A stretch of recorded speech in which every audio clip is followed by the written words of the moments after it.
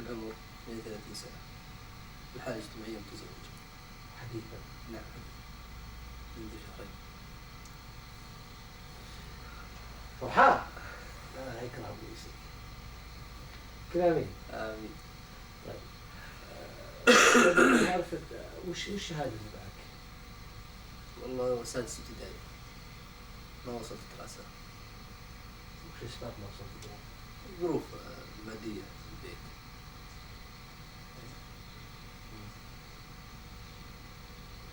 طيب ناخذ فترة سجنك الأولى، كم سجنت؟ أسباب سجنك وكيف قضيت سجنك؟ ما ودي أنا أقاطعك، احكي عن حياة سجنك من يوم مسكت حتى طلعت.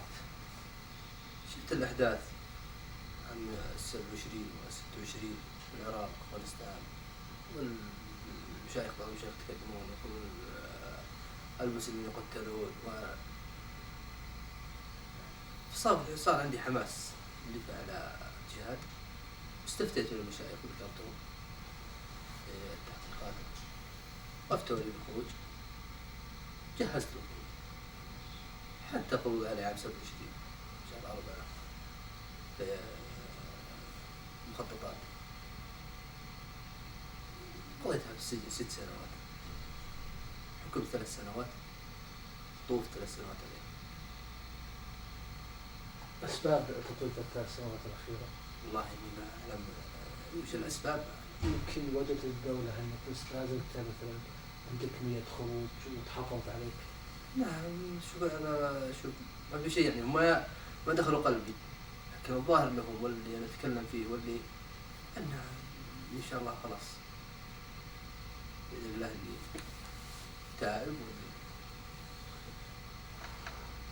ولكنك عدت يعني تائب، لكنك عدت بعد 6 شهور، بعد 6 شهور عدت مرة ثانية. إيه نعم هذا قد استجد شيء يعني من الإنسان يتغير بيوم وليلة، قد يتغير الإنسان بيوم وليلة ما فيها. بعض أهل العلم تلقاه يتحفظ على أو يعمل في مسألة سنين طويلة، بعد ما تبيه أو يتبين له أمر خلاف ذلك يغير ويتراجع عن المسألة. يعني أنت تراجعت عن عدم الخروج وعدت للاستمرار. كيف؟ يعني أنت غيرت رأيك، كان أنت رأيك خلاص إنك ما راح تخرج. أنا ما راح أخرج إلا باستنفاذ من الدولة. ولكنك خرجت الآن.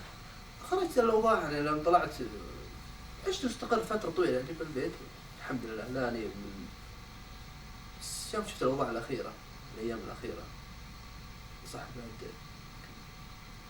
يلا أكشن. لحظة 1 2 خليك هلا نايم. على أكشن تبرم شوي شوي كأنك فقت وبتاخد التليفون اللي بتسكره تصير تتسكر.